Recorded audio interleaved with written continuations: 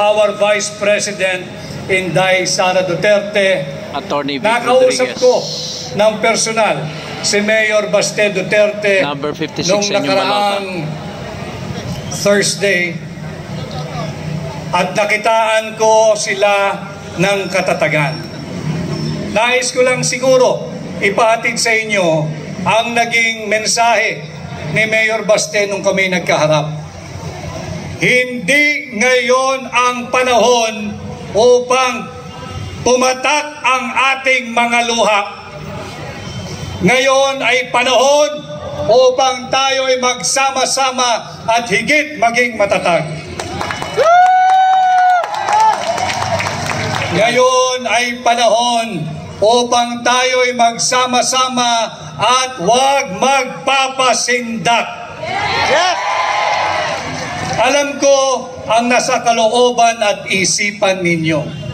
Mahirap talaga maunawaan bakit isinuko o inihandog ng sarili niyang gobyerno sa naglalaway na banyaga ang dati niyang Pangulo.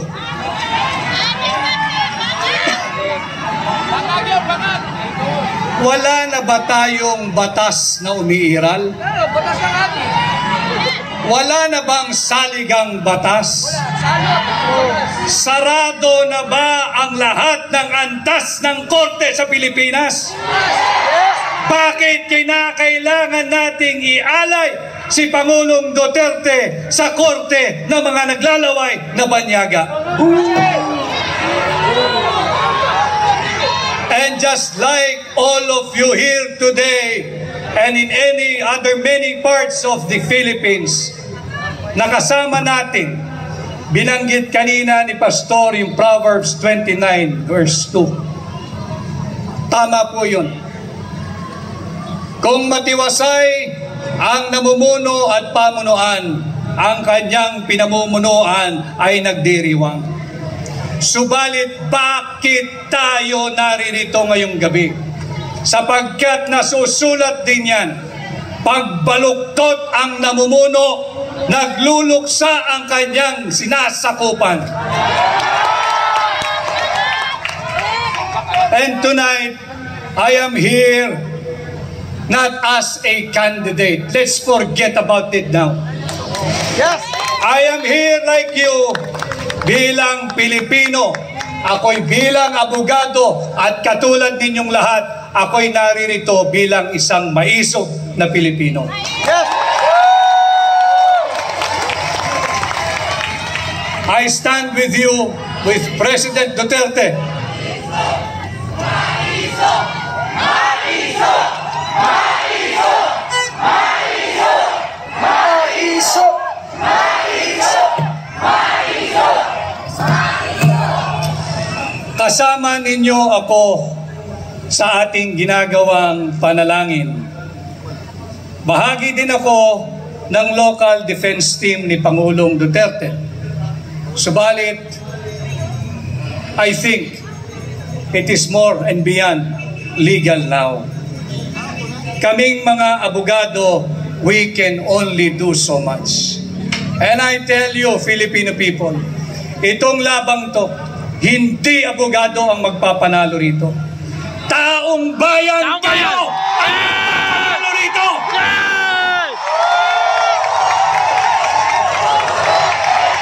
Duterte!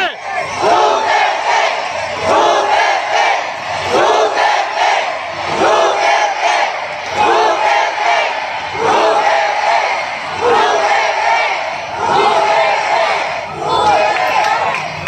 Ipagpatuloy ho natin ang ating ginagawa kung ilang araw, linggo o buwan ang darating. Itong ginagawa nating payapa at malayang pagsasaad ng ating saloobin. Patuloy tayong magsama-sama, patuloy tayong mag-ingay. At sama-sama natin ipakilala sa buong mundo na sa bahaging ito ng mundo, merong isang Pilipino na kailanman hindi isusuko ang kanyang soberanya, kasarinlan, kalayaan at kahit nag-iisang Pilipino ay pakilala natin siya sa buong mundo at ang kanyang pangalan ay Rodrigo Roa Duterte! Duterte! Duterte! Duterte! Duterte! Duterte! Duterte! Duterte! Duterte! Duterte! Duterte! Pakilala natin, hindi lamang dito sa Pilipinas, kundi sa buong mundo. Sa kabila ng kanyang edad, sa kabila ng kanyang kalusugan, buong sigasig niyang tinanggap at sinabi niya, walang mananagot na pulis at sundalo sa aking naging polisiya. Akin ito. Yan ang malinaw na sinabi ni Pangulong Duterte. At muli, ako ay naririto kaisa ninyo sa pag-aalay ng panalangin. At sana patuloy tayong magkaisa at uulitin ko.